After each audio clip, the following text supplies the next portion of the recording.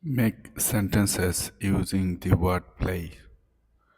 The children love to play in the park every evening. Here, play means engage in activity for enjoyment. The children love to play in the park every evening. She will play soccer with her team this weekend. Play means perform in a sport or game. She will play soccer with her team this weekend.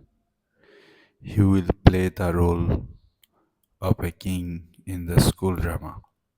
Here, play means act in a theatrical performance. Act. Play means act. Can you play the video on the TV for me? Here, play means operate or use a device. She learned to play the piano when she was 5. Play means make music with a instrument. Stop playing around and focus on your work. Here, play means behave in a silly or careless way. Our team will play against the champions next week.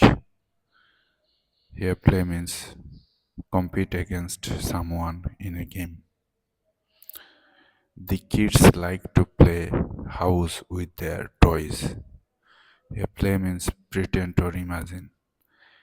The kids like to play house with their toys.